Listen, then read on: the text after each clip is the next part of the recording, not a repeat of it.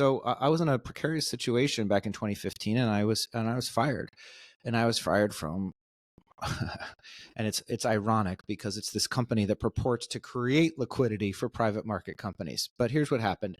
I was Sam's fired. not allowed to swear on this show, so he just kept his mouth closed when he went to say the That's not name. what I'm debating. I'm debating whether I name them, and I know. don't feel like doing that right now. So, but the point is that I was fired, and I asked the board, which included last week's guest.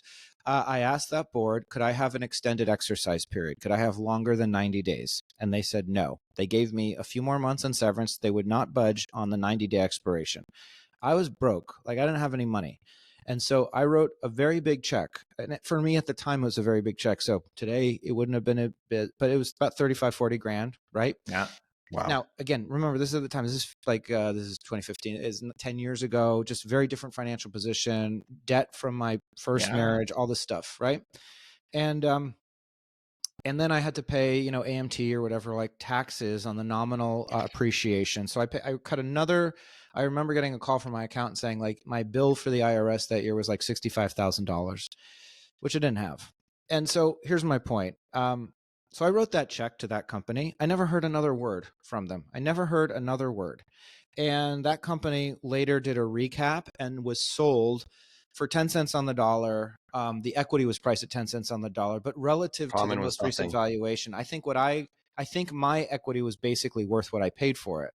Okay. So I got nothing. Now I called the CEO who, we have a difficult relationship, and he said, well, I thought Gunderson sent you the docs. And I said, Gunderson didn't send me crap. They didn't send me doodly squat. And it sort of evaporated because I just don't have the brain power right now to try and chase it down because there probably isn't any liquidity in the first place. But what is the point that I'm making? So somewhere nominally, I own like a point of this much smaller company that's still around. I haven't heard from, the people that bought the company, which was like a family office that consolidated it down and bought it for 10 cents on the dollar. I haven't heard from the CEO. There is no public record of equity ownership. And my point is this is all in support of Carta. That's my point. In support of Carta. Why?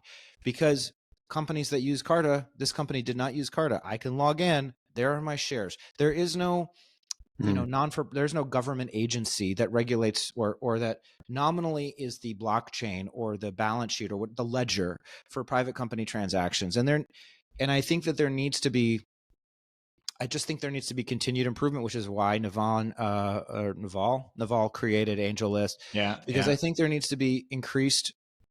I do believe in liquidity, but for there to be liquidity, we need a system of record. We need everybody to acknowledge the reality and not say, well, I thought I sent you the docs when they never sent them to them. We need there to be a marketplace. We need there to be, if not audited financial statements, then some kind of agreed upon framework for saying that we trust this company and here's the credit rating of this company or whatever it may be.